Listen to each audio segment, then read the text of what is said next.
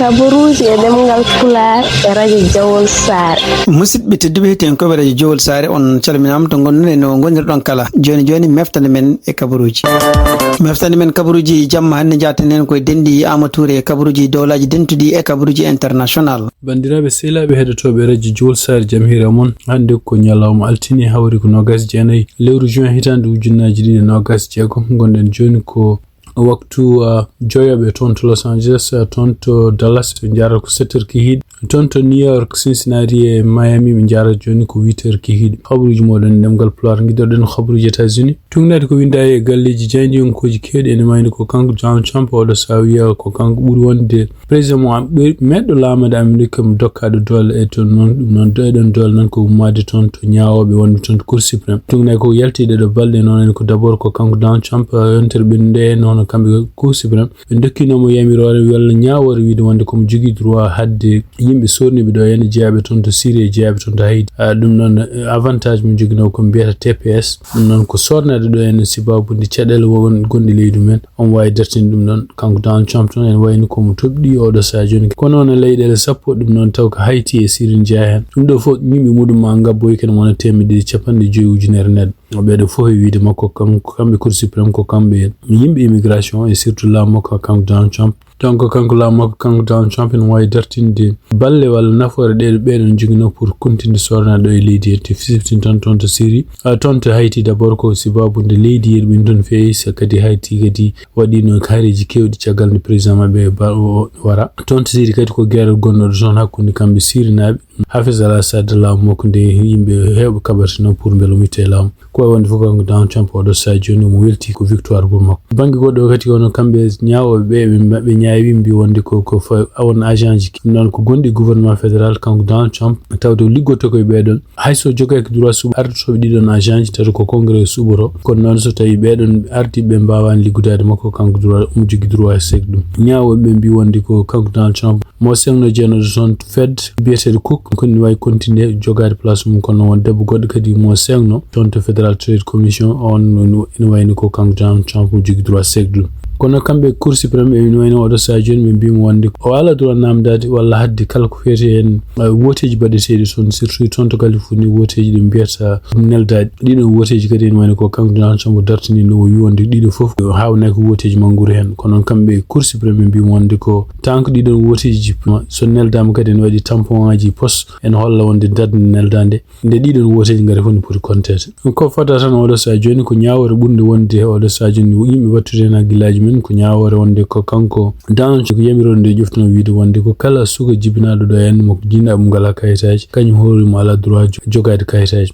e ɗum noon siftindon kadi kanko kadi o rokkanoma ñanden kadi victoire wonde ko kamɓe Cour suprême mbi wonde ko omo wawi rewde kala mo ganduɗa e joguinoɗo kayitaji laamu makko ne tawino jomum waɗa fraude omo wawi wadde procédure pour heftude kayitaji muɗum ɗum noon so tawi ko citoyen wonno heftude kayitaji mum tugnade ande galleji kewɗi jaydiyankoji ko ene wayno ko kamɓe Cour suprême ene ɓe dokkimo kanko Donald Trump dole nde hay goto e président ji ɗi États-Unis meeɗan jogade habruji men États-Unis ko fate football ɗum noon coupe du monde jouete ɗo ene wayno koye jamme ndamina kamɓe Maroc maɓe pote Hollande ko à partir de 9h ha wonaki hedde men gatande journal so tawi match o fuɗɗima en min dokku en holtoɓe jarata ko wawi wonde fof match uji bannoɗi hannde ko 1h heure local toon to New York kono kamɓe Brésil ɓe potino Japon kamɓe Brésil ɓe pi Japon 2-1 Allemagne kañum fottino kañum hooruma e Paraguay 1 partout janggo Côte d'Ivoire ɗum fotte e Norvège France ma fotte Suède Mexico ma fotte Équateur donc hawnaki ma en gartu en jetta kam Tijani Niang continue rokkude mise à jour kala ko fate oɗo coupe du monde toon to radio Jawol Sare habruji men international guiɗaɗen ko halluji gonɗi hakkude oɗo saa joni kamɓe États-Unis e kamɓe Iran ɗum noon en wayni ko halluji ɗi lutodirɗi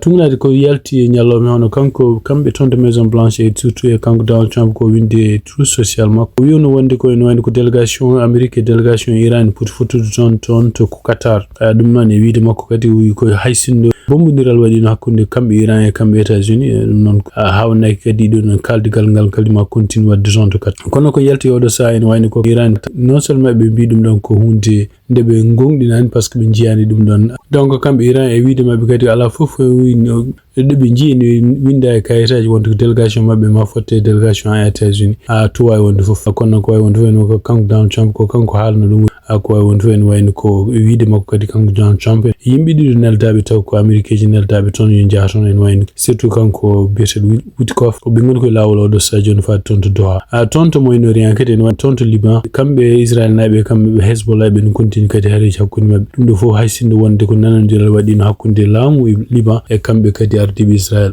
no siftin ɗon ko kamɓe ardiɓe Hezbollah e nder koye konguɗi ɗiɓe kaali gila nde ngalɗo nanodiral waɗi ɓe mbi wonde koɓe ngala e ngalɗo nanodiral saabu en wayni ko ngalɗo nanodiral mbi wonde ko kamɓe Hezbollah il faut ɓe joƴƴin pirlaji ɗum noon ko kamɓe Hezbollah ɓe mbi wonde non seulement wona yimɓe jooɗiɓe toon wonande jooɗaniɓe laamu Liban ɓe won représentant niɓe mais kadi wona ɓen dokkata pirlaji wona ɓen kadi mbawi heftude pirlaji mabɓe ko wawi wonde fof har nden koni toon to cirtol Hormuz to noon ne wayno ko teskita balɗe ɗiɗi ɓe ɗo en 12 laaɗe badde marchandise ɗum noon gila pétrole hay goɗɗe ndewi toon to cirtol Hormuz ngol tugnade site kutorteɗe biyeteɗe marine traffic tugnade hande kadi koɓe kaali mbi ko woni ngol laaɗi kadi kewɗe goɗɗe kadi kutorto en cirtol ngol kono noon wonde bufde gonde toon to Oman pour anje wasi famodirde kamɓe Iran surtout en ko Iran ko namdoro ko fate ɗeɗon laaɗi ko poti yobde sen ndewa e cirtol ngol. Habaruji men international ko ɓuuri haalede hande toon to Sénégal ko kanko Ousmane Sonko président de l'Assemblée nationale donc kanko Ousmane Sonko anni mabɓe kamɓe député ji Pastef et surtout en wadde proposition de loi ɗum noon waylude constitution mo leydi Sénégal ɗum noon en wayno ko ɗum ɗo kadi ko lurodiral mangal ari hakkude makko kanko Ousmane Sonko oɗo sa joni e Bachir Diomaye Faye gardiɗo leydi Sénégal tumnade kadi ko anda hono kanko Bachir Diomaye Faye en wayno ministre makko toppirde ko fate justice arin toon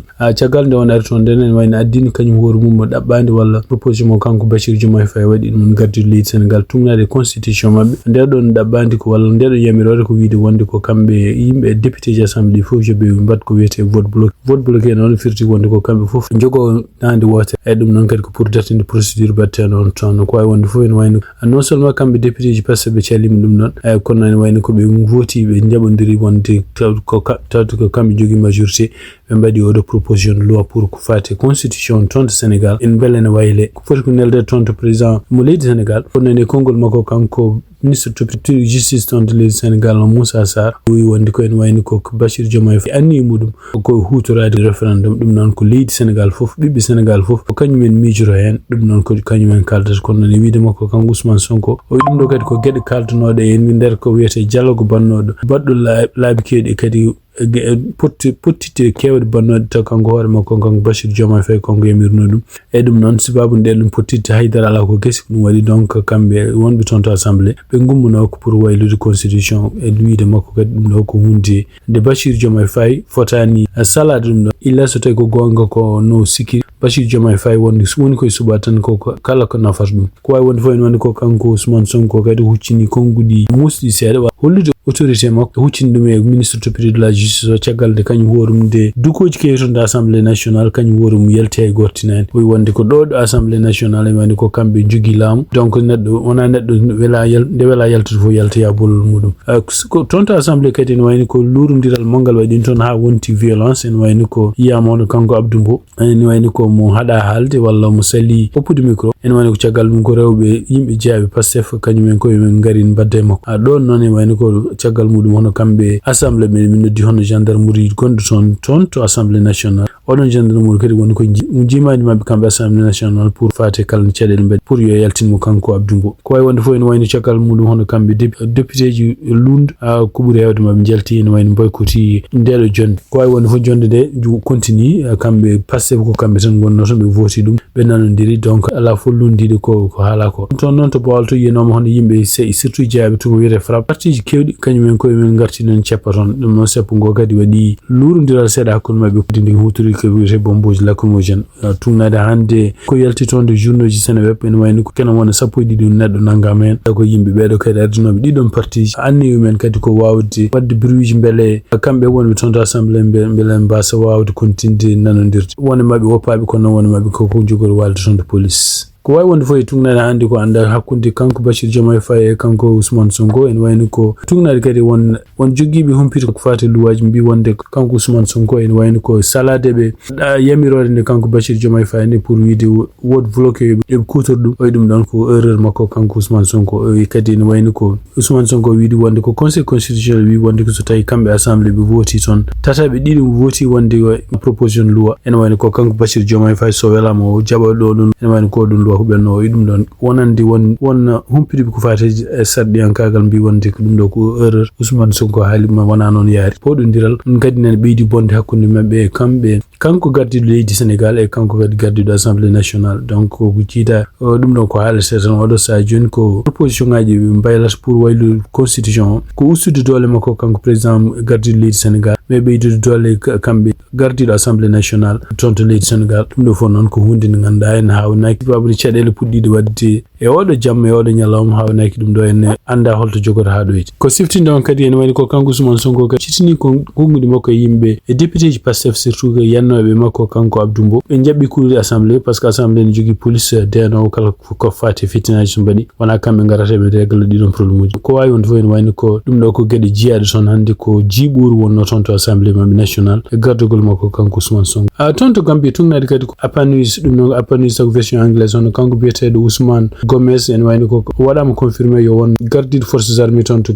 Gambie donc en wani ko kanko wonno don tan temporairement tiagal de lieutenant général biyetedo Mamat ou Cham kanyum horum de démission ci babunde gele takkanode mudum ko way wonde fo en wani ko kanko président leydi Gambie Adama Barrow en wani o do nyalamande altino wawi confirmer wonde ko major général Ousmane Gomez kanyum horum hankan wonti jogibe titre gon kanyum won ministre député ko fate défense forces armées tonto Gambie dum non kadi ko hunde yaltunde hande journuji mabbe tonto Gambie tonto Mauritanie wani ko odo semaine kadi be puddima ton épreuve baccalauréat tugnade ko winda ton de journaux kede surtout en agence mauritanienne d'information be bi wonde ko en wani wodo ko windi sibi pour candidat ji ko fate baccalauréat ko capande jeegom e nay ujunere tembe ji capantare dido ned capantare jeedi ujunere tembe ji sapo jeegom ko rewbe non wani ko 58% e wado baccalauréat ton tumutan ko rewbe e bi wonde odo baccalauréat kadi wadata ko nokkuji ken wona tembe capande jeena e joyi dum non ko centre ji examen ji gon ton donc hen capande jeedi e jet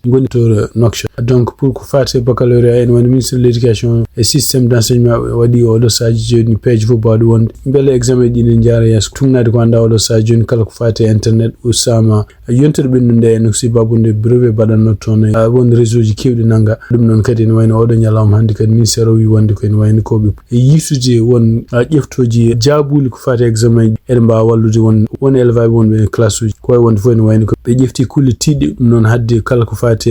gueɗe électronique nadde nokkuji ɗi ganduɗa ɗo examen ji mbatte tumnana hande habaruji gomiriɗi agence mauritanienne d'information musidɓe tedduɓe ten ko ɓeɗa josar ko ɗo tonggui meftane men e jamma hande o en ñaguima joom jaam mo jaam woni junggo mum nde waɗante en jaam